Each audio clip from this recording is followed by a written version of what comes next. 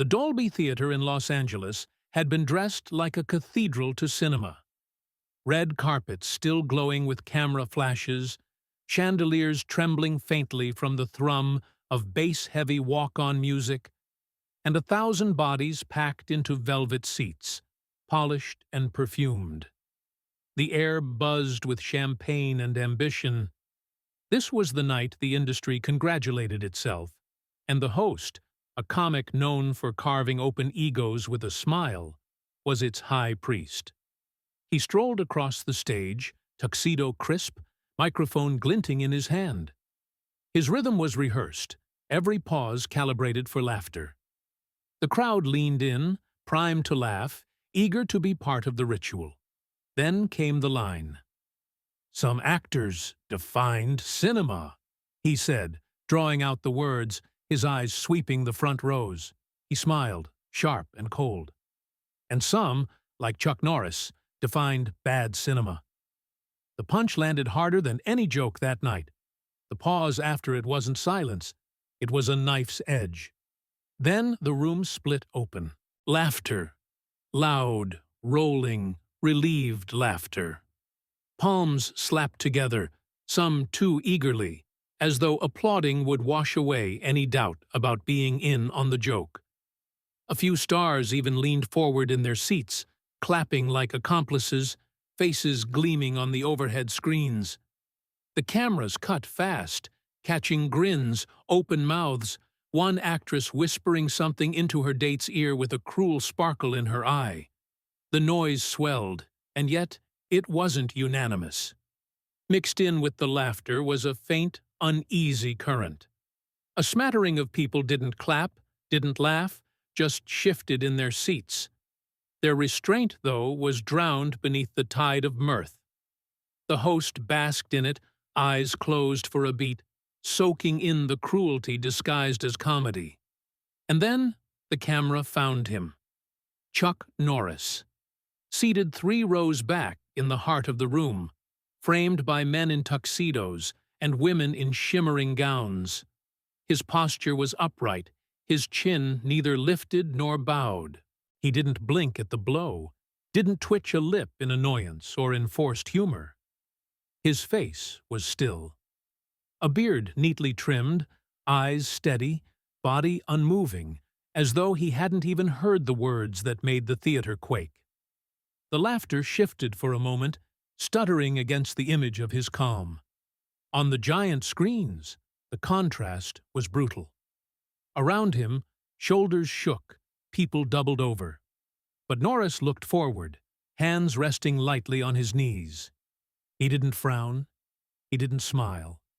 He simply was. The host, emboldened, circled back, milking the moment. "Come on, folks, admit it." His films were a guilty pleasure. More guilty than pleasure. Another wave of laughter broke, harsher this time, fueled less by humor than by momentum. But the camera lingered again on Norris, unmoving, his silence deeper than any retort.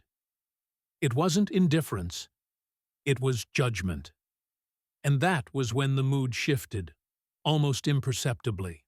In the upper balcony, someone stopped clapping, hands frozen mid-air. A row of producers exchanged glances that weren't quite comfortable. The laughter kept going, but it had an edge now. Manic, like people laughing to prove they were part of the room, and not the target of its cruelty. The host pushed on, sensing both danger and opportunity. He delivered another jab, something about wooden acting, about Norris's career being a long meme before memes existed. The crowd erupted again, but this time you could hear it. A second beat beneath the noise. Unease. Because in that theater, filled with people who made their living on faces and reactions, everyone could see it clearly. Chuck Norris wasn't rattled. He wasn't wounded. He wasn't even amused. He was waiting. And waiting, in that kind of silence, was louder than anything else in the room. For the rest of the segment, laughter hung in the air like smoke that wouldn't clear. The host, feeding off the applause, strutted across the stage, but he didn't dare look directly at Norris again. He knew instinctively that he'd crossed from comedy into something else. Something brittle. The cameras cut back to the host, to stars still laughing too hard. But for anyone paying attention, the real drama wasn't on stage. It was 3 rows back, where a man once mythologized into jokes had just reminded everyone what it meant to endure mockery without blinking. And as the band struck up the next cue, as the applause carried the host into another routine, the image of Norris sitting still, unbroken, lodged itself into the air. It was less a reaction than a promise, one that seemed to ask, if silence is this heavy, what will happen when he finally decides to speak? The ceremony rolled on, jokes stacked on jokes, the audience laughing louder now, as though to smother the discomfort. But in the corners of the room, in the quiet that always follows a roar, people whispered to each other. Not about the host's wit, not about the winners, about the man who had been mocked and hadn't flinched. And that whisper carried a question no one dared voice on camera. Was this just a joke? Or had they just witnessed the opening move of something far larger? Just wondering. Where are you watching from? Write it down, Bello. By dawn, the joke had metastasized into something larger than comedy. Clips of the host's line. Some actors defined cinema, and some, like Chuck Norris, defined bad cinema, were everywhere. Entertainment blogs plastered it across their sites, TV anchors replayed it with exaggerated laughs, and phones buzzed with short edits set to drum rolls or laugh tracks. Norris's still face, spliced beside the crowd's roar, looped endlessly, a meme more than a moment. Commentators smelled blood. Podcasts rushed out hot takes. He was a relic of the Cold War, a gym poster with dialogue. YouTubers dropped videos ranking his worst roles. One essayist called him Hollywood's most overrated export. Each opinion fed the cycle. The host leaned into it. Outside a cafe, he told cameras, latte in hand, it was a roast. We roast. That's love pressed on why he called Norris the definition of bad cinema. He smirked. Because I expected him to prove me wrong. That's the bit the footage aired on evening shows, packaging him as clever and untouchable. Online, the split deepened. Young creators mocked him with slick edits. Norris's roundhouse kicks looped under captions like Legends Age, jokes don't. But then came a different current. A woman posted a photo of her father in uniform, asleep under a TV still playing a Norris tape. He worked nights. These films kept him awake when the rest of us were safe. Thousands shared it. Veterans chimed in with blunt posts. Respect where it's due. Through it all, Norris remained silent. No tweet, no interview, no statement. His absence became a presence heavier than words. A local news crew staked out a dojo he once trained at. The instructor waved them off, but muttered as he locked the door. He taught discipline. Discipline doesn't clap back for cameras. The clip barely trended but spread in private chats, replayed quietly. Cable news tried to stage a debate. A critic argued Norris was always kitsch, never craft. Opposite him, a stunt coordinator said simply, I judge technique. He made power safe for kids who needed it. They refused to brawl for ratings. The segment fizzled, but the words stuck with those listening closely. Even corporations joined. A streaming service quietly added 3 remastered Norris titles to its homepage. A Texas theater announced a midnight marathon. At first mocked, the announcements sold tickets. Nostalgia had traction. Meanwhile, the host pressed on. On a late-night couch, basking under studio lights, he declared, he's a legend. But legends get jokes. That's the crown's price.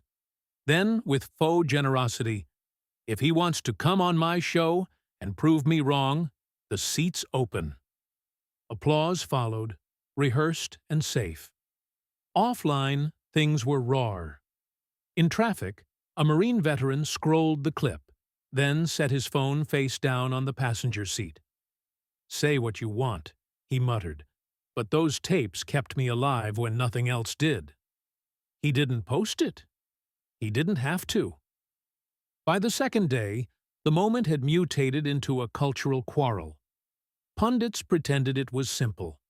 Mockery versus loyalty. In truth, it was messier. Kids laughing at a relic they'd never watched. Parents startled by their own discomfort at the laughter. The joke had become a fault line, and Norris still said nothing. That silence became commentary itself. Writers praised it as strategy, the ancient art of outlasting a cycle. Vloggers mocked it as weakness. If you won't clap back, it's true. A columnist suggested, if he's smart, he'll laugh with us. He had never written about Norris before. Then a blurry photo of a flyer surfaced online. Veterans Outreach and Film Night at a community center in the valley. No sponsors, no red carpet, just folding chairs and weak coffee. The post asked, "Is this actually today?" Within hours, it spread.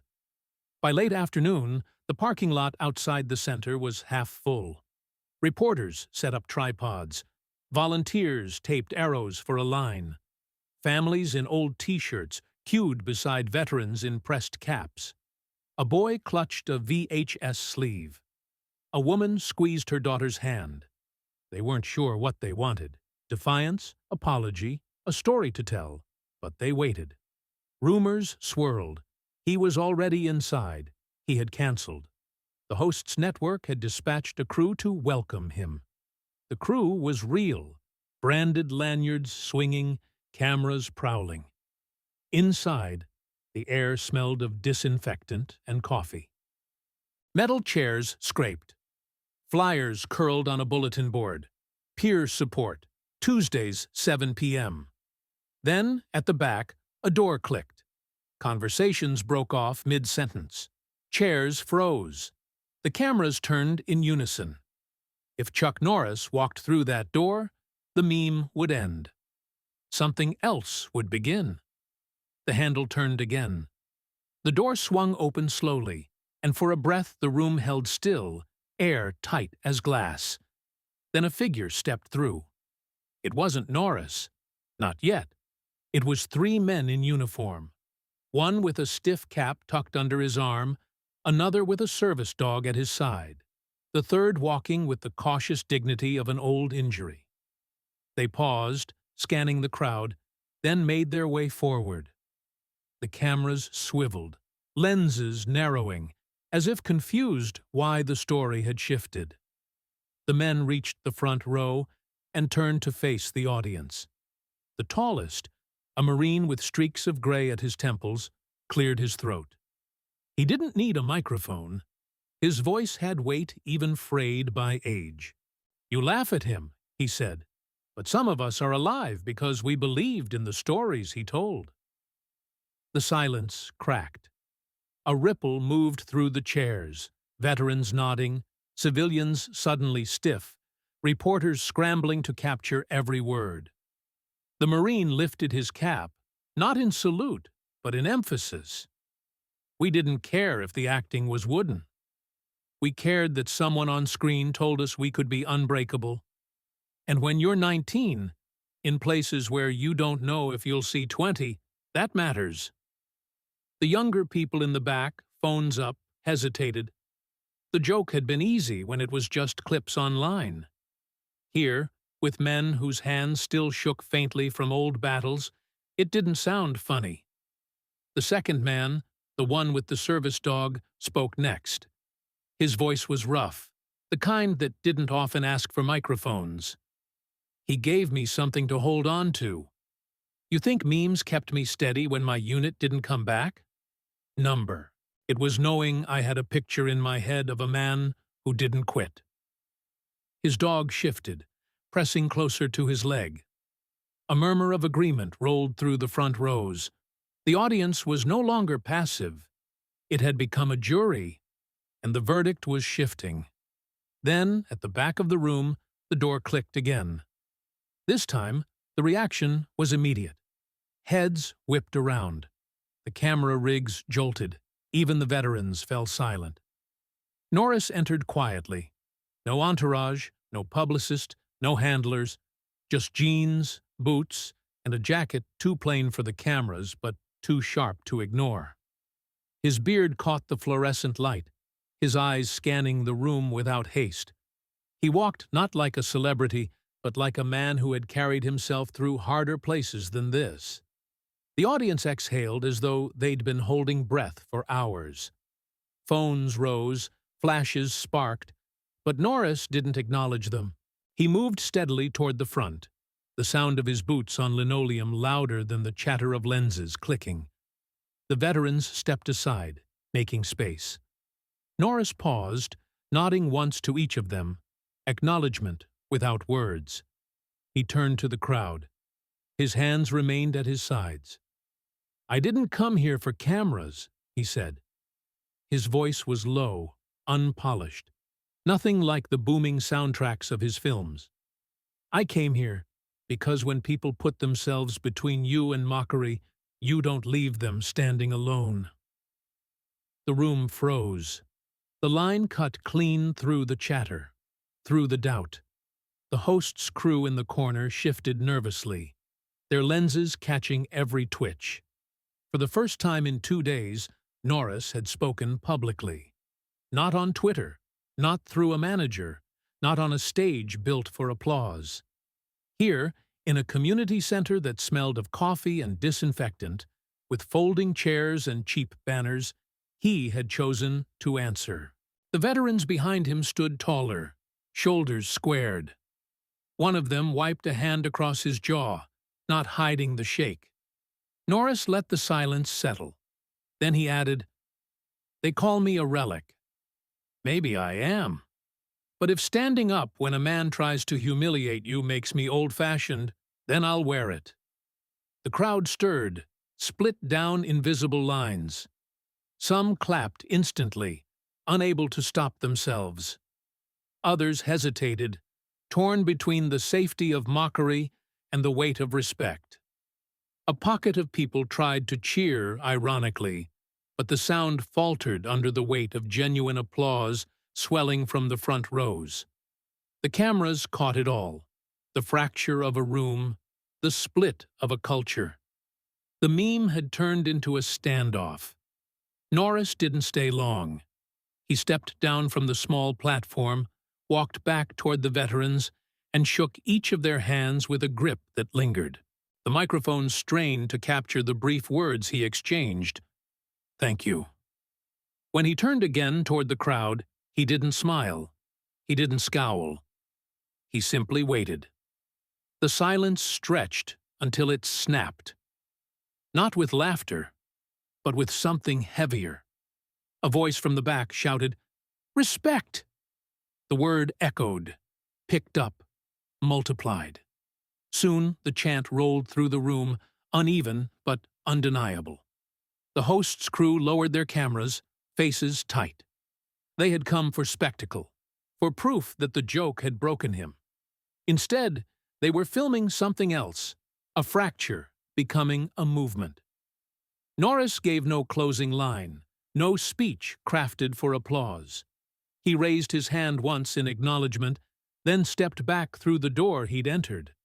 The crowd didn't leave right away. They lingered, buzzing, arguing, recording shaky videos, replaying the words in real time. Outside, the parking lot filled with conversations, strangers swapping stories, veterans clasping hands, families deciding what to tell their kids on the ride home. For the first time, the laughter that had swallowed the city 2 nights before sounded brittle, like glass about to break.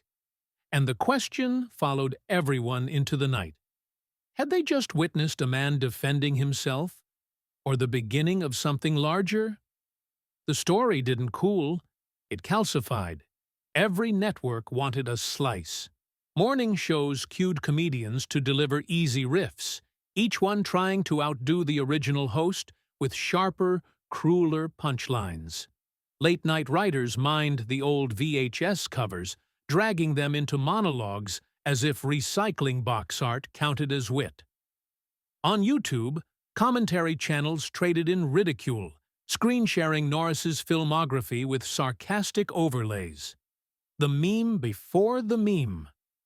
The tone shifted from casual to predatory. It was no longer one joke. It was open season. Hosts laughed at their own cruelty. Audiences laughed because it was expected. And anyone who hesitated looked like a spoil sport. The air smelled of blood. Clips circulated with alarming speed. A panel show featured 4 comics at once, tossing quips like knives. Wooden acting? More like petrified forest. One barked. Another leaned forward, smirking. The man kicked harder than he emoted. Laughter rolled, forced and hollow. The laughter didn't sound like joy anymore. It sounded like consent. Meanwhile, Norris stayed silent. No statement, no rebuttal. The restraint only seemed to inflame the cycle. Absence had turned into target practice. Then came another award show. A different host, a different stage, the same hunger for a viral line. The house lights shimmered across sequined gowns, tuxedos, medals pinned to lapels. The host strutted into the spotlight, voice booming, gestures wide, trying to bottle the same lightning as his predecessor. Even Marines, he quipped, pausing for effect, wouldn't watch those films without laughing. The first chuckles sputtered, automatic, but the sound faltered, snagged in the air. Because the joke had landed differently this time. Rows near the front didn't laugh. They sat still. Men and women in uniform, invited as honorees, their shoulders squared, their eyes fixed cold on the stage. The camera operators, always hunting drama, found them instantly. The feed cut to a row of Marines in dress blues, faces unreadable. One clenched jaw, one slow blink, one stare so direct it pierced through the lens. The image played across jumbotrons in the theater and streamed live into homes. The laughter drained. The applause lines collapsed before they could form. On stage, the host shifted, smile tightening into something brittle. He tried to pivot, but the room had changed. Every cough echoed. Every rustle carried weight. The Marines didn't move, didn't smile, didn't break. Their stillness was louder than the laugh track had been. For a long second, the show froze. People at home felt it too. Viewers later described it as a chill moving through the broadcast, the sound of a joke curdling mid-air. Clips hit social media before the show ended, split screens of the host's smirk and the Marine's silent glare. Captions screamed, "Not funny anymore." "Read the room." "Respect wears a uniform." That moment traveled faster than any meme. By midnight, hashtags shifted. Where once it had been mockery, now it was questions. Did they go too far? Is this bullying? Who decides what legends deserve? The debate had cracked open wider. The veterans who had spoken days earlier became part of the narrative again. Their words, about believing in stories, about surviving on symbols, were replayed in contrast to the latest insult. Clips of their speeches now looked less nostalgic and more prophetic. Inside the industry, nervousness spread. Publicists whispered about tone, about backlash. Sponsors weighed the risk of attaching their names to hosts who mocked too sharply. What had seemed like an easy laugh was starting to look like a liability. But in living rooms and bars, the focus wasn't on the mechanics of PR, it was on the faces of Marines sitting stone still under stage lights, refusing to be part of the punchline. And in that image, something shifted. The conflict was no longer just between a host and an aging actor. It had grown into a question of respect, of who gets to decide when a man becomes a relic and when a man remains a symbol. The room that night felt it first, that uneasy silence, when laughter fails to take root. The wider country would feel it next. And as the credits rolled, as the cameras panned across forced smiles and stiff applause, the story wasn't about the winners of the evening. It was about the moment when a joke finally sounded like an insult, and when a room full of uniforms refused to laugh. By dawn, the clip from the awards had hardened into a national wound. The frame that spread wasn't the host's grin anymore. It was the row of Marines in dress blues staring back, silent, unamused. Local anchors replayed it with careful tones, but the debate tilted into shouting, until the Marines themselves broke the silence. The video appeared without fanfare. A plain gym, concrete walls, a flag hanging flat. No logo, no music. 5 Marines stood shoulder to shoulder, not parade-ready, but steady, the way people look when they've carried more than they say. The first stepped forward. A scar crossed his cheek like a pencil mark. Chuck Norris was more than an actor, he said, voice gravel on steel. He was a symbol. Discipline, strength, honor. Those don't expire. He stepped back. Another took his place. Younger, nervous hands, but his words cut true. We watched those tapes overseas, in barracks, in basements. We joked about the cheesy parts, but with each other, not at him, because it wasn't about the acting. It was about a promise. You don't quit. The third spoke slower, older lines etched into his face. We don't ask comics to love what we love. We ask them to know what they're doing when they mock the things that carried us. He paused. This isn't about cinema. It's about respect. They didn't salute. They didn't sign off.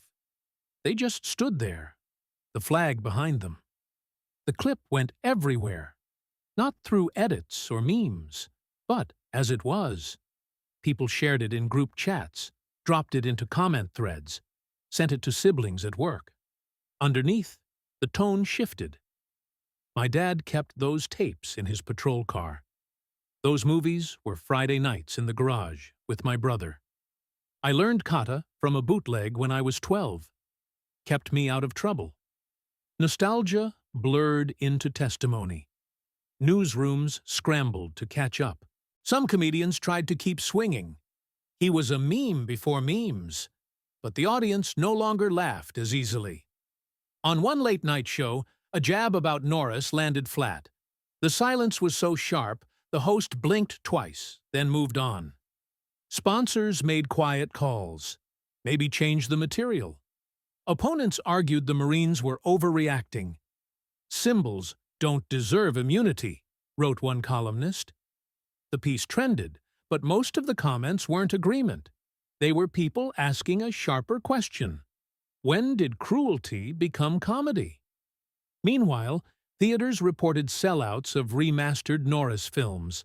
A Texas cinema added midnight screenings and filled them all. A streamer reported a spike in rentals of titles thought forgotten. It wasn't nostalgia anymore. It was defiance. Then the Marine Corps itself stepped forward. Their national organization released a polished 2-minute statement. A spokesperson stood before a flag and spoke evenly. A culture is measured by how it treats the symbols that carried its people. Craft deserves critique, but honor deserves respect. The closing line cut through everything. We can laugh at ourselves. We don't laugh at the man who taught America to stand tall. That phrase became a banner. Hand-painted signs outside comedy clubs bore it. Barbershops taped it to mirrors. A pastor slid it onto the church marquee. Teachers wrote it under the date on classroom boards. Online, it turned into stickers, memes, shirts. But offline, It sounded like something parents told their kids in the car. Comedians filmed a roundtable called "Nothing is Sacred," trying to reclaim ground. It drew clicks, then backlash. Comments flooded. Sacred isn't the point. Respect is. The ground had shifted. Quietly, bookings changed. A host's tour venue shrank. A sponsor pulled out. Producers added one note to their rundowns: avoid Norris, not out of respect, but out of survival. The cycle had flipped, but the real movement wasn't corporate. It was personal. People texting memories instead of gifs. Parents streaming old tapes with their kids. Veterans replaying the Marine video not once, but 3 times. A million small acts knitting into something larger. Then came the announcement. A gala honoring community service. Veterans, first responders, mentors. The MC, the same host who had started it all. The seating chart leaked.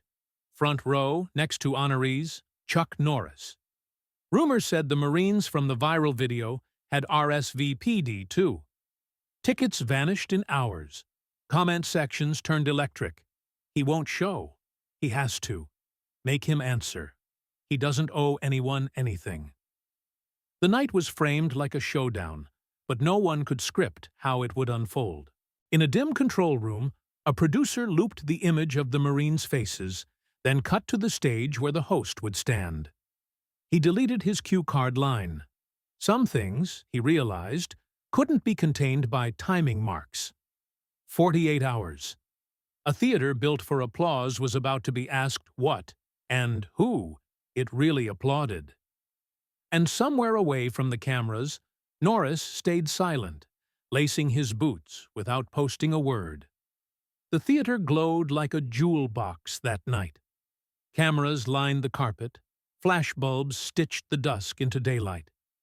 Inside, the gala stage gleamed with banners honoring service, charity, and mentorship. Unlike the film awards, this wasn't Hollywood congratulating itself. It was a gathering built to recognize those who carried weight when nobody watched. Yet the air was taut, because everyone knew what else was at stake. The host who had started the storm stood backstage, notes in hand, his smile practiced, his rhythm rehearsed. He had faced plenty of tough crowds, but never one seated with veterans in dress blues, their medals catching the light. He knew they were here. Everyone did. Chuck Norris sat in the front row. Jeans under a dark jacket, no tuxedo, no pretense. His hands rested loosely on his knees, his face carved into stillness. He looked less like a guest than a witness. The program began smoothly. Tributes to teachers, applause for firefighters, speeches about service. The crowd responded warmly, but every transition edged closer to the host's moment, and the tension thickened with each introduction. Finally, his cue arrived. The host stepped into the light, microphone in hand, the smile wide but brittle. The audience clapped politely, but the sound lacked air. He looked out, scanning the faces, and landed on the one seat he couldn't avoid. Norris didn't move, didn't blink. The host inhaled, readying the easy rhythm of a monologue. But the words caught. Maybe it was the row of Marines staring like stone. Maybe it was the memory of the viral video, the chant. We don't laugh at the man who taught us to stand tall. Whatever it was, the line stalled. He shifted his weight, chuckled nervously, tried to pivot. But silence pressed in, heavier than the spotlight. Every cough, every shuffle echoed. The crowd wasn't restless, it was waiting. And then, from the second row, a Marine rose. He wasn't the highest ranked, not the most decorated. But when he stood, the scrape of his chair cut like thunder. He squared his shoulders, looked directly at the host, and said it clearly, his voice reaching the rafters without strain. You don't laugh at the man who taught America to stand tall. The room erupted. Applause detonated like a charge. Not polite clapping, full, furious ovation. People stood in waves, first veterans, then civilians, then the balcony. Hands pounded, feet stomped, whistles split the air. The sound rolled against the stage, drowning the host's microphone, flooding every corner of the hall. The cameras swung wildly, capturing faces streaked with tears, jaws tight with pride, strangers embracing.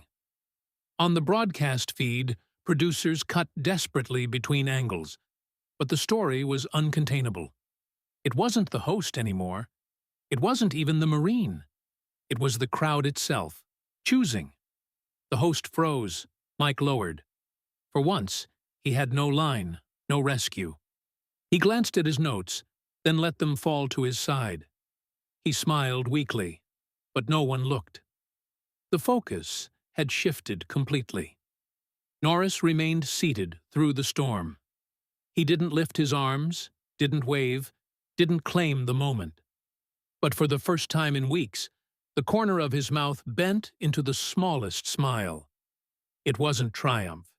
It wasn't revenge. It was something quieter. Acknowledgement. The ovation went on longer than the producers could stand. Eventually the lights dimmed, the program stumbled forward, but the energy never fully returned to schedule. People left their seats buzzing, carrying fragments of what they'd just witnessed. By morning, clips of the Marines' declaration had eclipsed every previous meme. Headlines read, "From joke to honor. The night the room chose respect." Screenshots of Norris's faint smile spread faster than any punchline had. The words became a slogan, but also something heavier. A line people repeated in kitchens, in gyms, in barracks. And Norris? He said nothing. No interviews, no statements, no victory lap. His silence remained intact. That, more than anything, became the lesson. The story didn't end as a win or loss. It ended with a recalibration, a reminder that a culture isn't built on jokes alone, but on who we choose to stand for when the laughter dies. The host returned to television. He kept his rhythm, his smirk, but the edge was dulled. The crowd laughed, but not the same way. Somewhere inside the industry, a boundary had been drawn. And for those who had sat in that hall, or watched from living rooms, the image that lingered wasn't the glare of lights or the sound of applause. It was a man who had endured ridicule without striking back, who let others rise when the moment demanded, and who understood that sometimes the most powerful word is the one never spoken.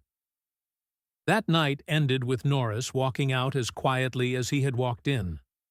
Cameras followed, but he didn't look at them. He didn't need to. His silence had already said everything.